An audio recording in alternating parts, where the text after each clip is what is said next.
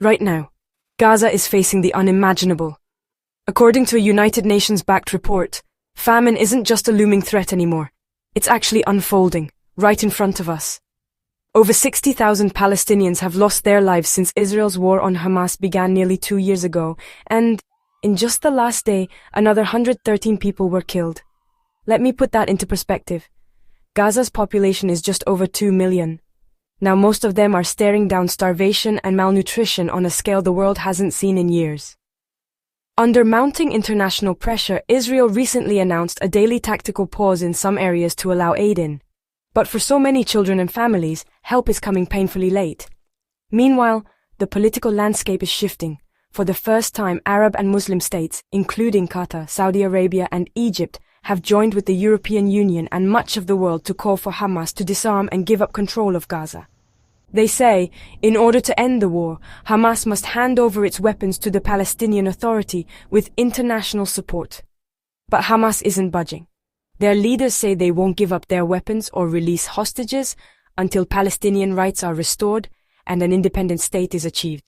So right now it's a deadlock. Israel refuses to end the conflict until Hamas disarms.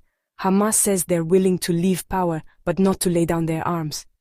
Civilians are caught in the crossfire, trapped by negotiations that go nowhere while they fight to survive. Diplomatic efforts are faltering too. The US and Israel have both withdrawn from the latest round of ceasefire talks, accusing Hamas of not being serious about peace.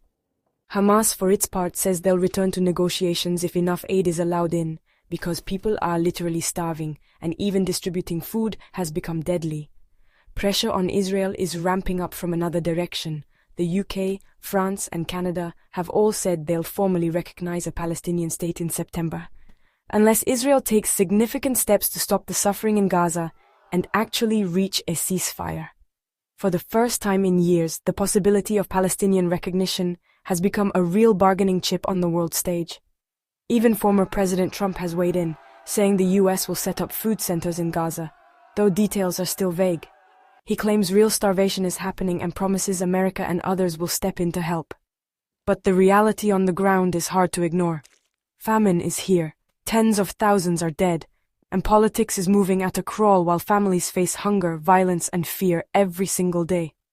If there's one thing I know, it's that nobody wins in times like these. The world is watching, but for the people of Gaza, every minute counts.